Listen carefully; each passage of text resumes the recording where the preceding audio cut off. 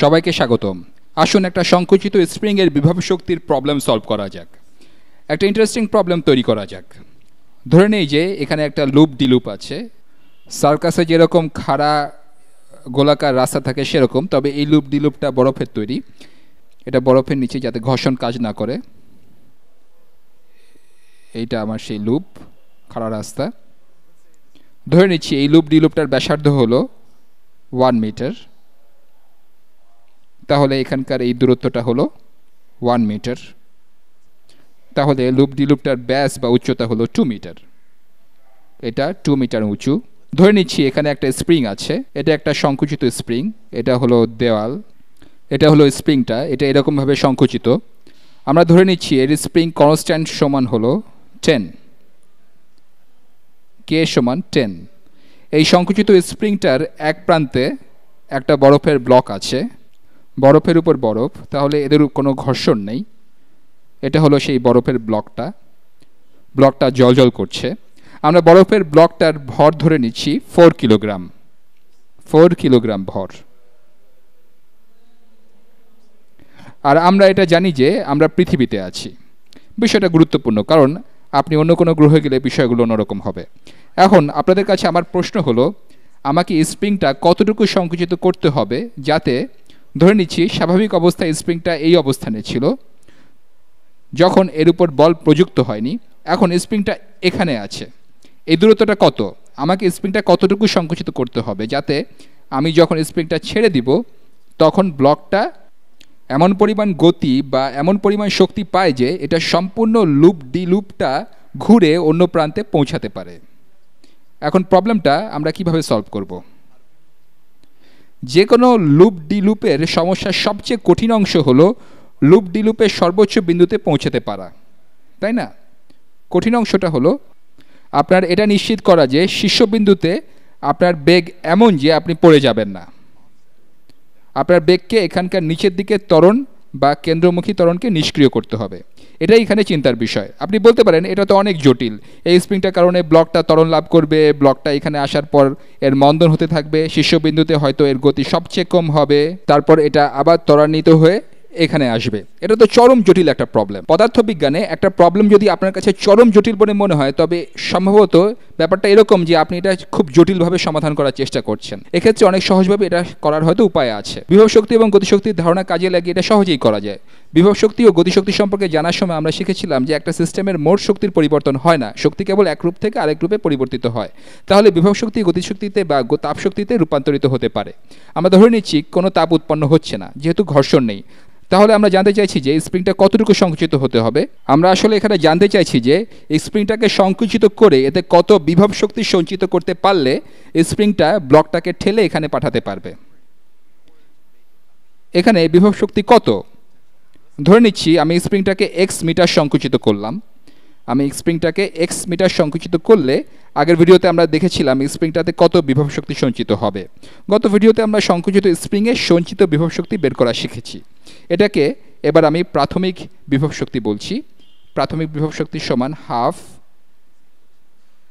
কে x square. আমরা কে এর মান জানি। আমি বলেছিলাম যে এই স্প্রিং কনস্ট্যান্ট হলো 10। তাহলে প্রাথমিক বিভব শক্তি সমান হবে হাফ গুণ 10 গুণ এক্স স্কোয়ার, 10 এক্স স্কোয়ার। এখন এই বিন্দুতে বস্তুটার কি কি শক্তি থাকবে? এই বিন্দুতে ব্লকটাকে অবশ্যই গতিশীল থাকতে হবে যাতে এটা পড়ে না যায়। তাহলে এখানে ব্লকটার বেগ ধরলাম ভি। বেগটা এই লুপ ডি লুপের স্পর্শক বরাবর কাজ করবে। এখানে এর কিছু বিভব শক্তিও থাকবে। এর বিভব শক্তিটা কোথা থেকে আসছে? এর বিভব শক্তি থাকবে কারণ এটা মাটি থেকে উপরে লুপ ডি লুপের এই পৃষ্ঠটা উপরে আছে, সেজন্য এর একটা অভিকর্ষজ বিভব শক্তি থাকবে, তাই না? তাহলে এই বিন্দুতে কিছু গতিশক্তি থাকবে। আমি এটাকে চূড়ান্ত গতিশক্তি বলছি, চূড়ান্ত গতিশক্তি, কারণ আমার এখানকার শক্তিটা দরকার। আপনারা জানেন এখানে হবে চূড়ান্ত গতিশক্তি। আমি এখানকার গতিশক্তিটাকে চূড়ান্ত গতিশক্তি হিসেবে নিচ্ছি, যোগ চূড়ান্ত বিভব শক্তি। এই দুটো যোগ করলে অবশ্যই 10 এক্স স্কোয়ার হবে। আমরা প্রথমে বের করেছিলাম স্প্রিংয়ের বিভব শক্তি, আর এটা হলো অভিকর্ষজ বিভব শক্তি। এখন এই বিন্দুতে মোট শক্তি কত প্রথমে দেখা যাক। এখানে গতিশক্তি কত? চূড়ান্ত গতিশক্তির সমান হবে হাফ গুণ ভর গুণ বেগ স্কোয়ার্ড, তাই না? এই বিন্দুতে বিভব শক্তি কত? এটা হলো অভিকর্ষ বিভব শক্তি। তাহলে ভর গুণ অভিকর্ষ ত্বরণ গুণ এই উচ্চতা। তাহলে চূড়ান্ত গতিশক্তি সমান হবে ভর গুণ অভিকর্ষ ত্বরণ গুণ উচ্চতা, অর্থাৎ mass times gravity times height. যাই হোক, আসুন এবার আমরা এই বিন্দুতে গতিশক্তির মান বের করা যাক। এখানে ব্লকটার বেগ কত হতে হবে? এক্ষেত্রে আমাদেরকে প্রথমে কেন্দ্রমুখী ত্বরণের মান বের করতে হবে। এটা জানা থাকলে আমরা বেগের মান বের করতে পারবো।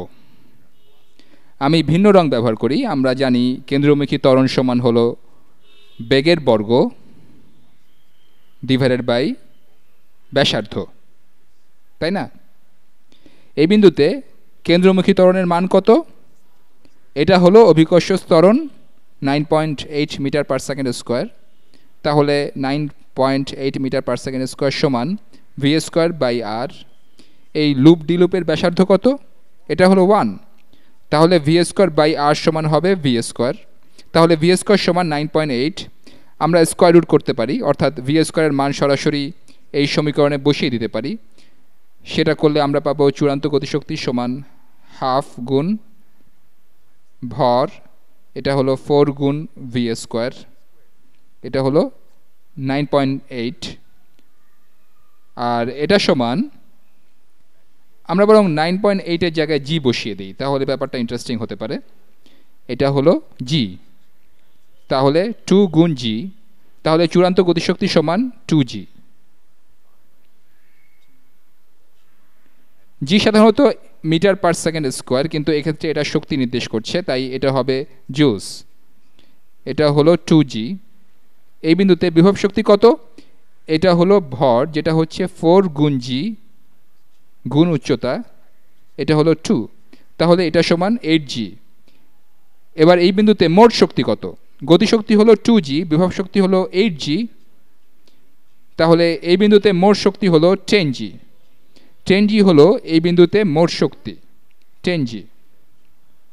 তাহলে এই বিন্দুতে মোট শক্তি হলো 10g। আর যদি ঘর্ষণ বা তাপ উৎপন্ন হয়ে বা অন্য কোনোভাবে শক্তি নষ্ট না হয়, তাহলে এই বিন্দুতে মোট শক্তি একই হবে 10g। এই বিন্দুতে কোনো গতিশক্তি নেই, কারণ ব্লকটা এখনও চলতে শুরু করেনি। তাহলে এখানকার সব শক্তি হলো বিভব শক্তি। তাহলে এটা সমান হতে হবে 10g। আর এই জি এর মান হলো 9.8। আমি এই মানটা আগে বসাইনি, কারণ আপনারা যাতে বুঝতে পারেন যে এটা 9.8-এর গুণিতক। তাহলে এই সব কিছু ঠিকঠাক আছে। আমরা এই দুটো সংখ্যা পেয়েছি। উভয় পক্ষকে 10 দিয়ে ভাগ করলে পাওয়া যায় এক্স স্কোয়ার সমান জি, যেটা হলো 9.8। তাহলে এক্স সমান স্কোয়ার রুট অফ জি। এটা সমান বের করা যাক 9.8 স্কোয়ার রুট সমান 3.13। তাহলে এক্স সমান 3.13। তাহলে যে অঙ্কটা অনেক কঠিন মনে হচ্ছিল, সেটা আসলে ততটা কঠিন না। আমরা শুধুমাত্র বলছি যে প্রাথমিক অবস্থার মোট শক্তি সমান হবে যে কোনো বিন্দুতে মোট শক্তি, আর ধরে নিয়েছি যে তাপ হিসাবে কোনো শক্তি নষ্ট হচ্ছে না।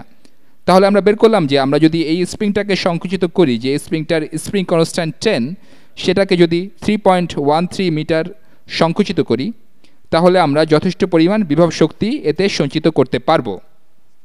এক্ষেত্রে বিভব শক্তি হলো 10 গুণ 9.8 বা 9.8 জুলস। 98 জুলস বিভব শক্তি স্প্রিংয়ে সঞ্চিত করলে ব্লকটা যথেষ্ট পরিমাণ বেগে লুপ ডি লুপটার শীর্ষে পৌঁছবে এবং এরপর বাকি পথটা বেয়ে নিচে নেমে আসবে। এখন আপনি যদি চিন্তা করতে চান যে এই বিন্দুতে গতিশক্তি কত, তবে আমরা সেটা বের করেছি 2 গুণ জি। তাহলে এটা হবে 19.6 জুলস।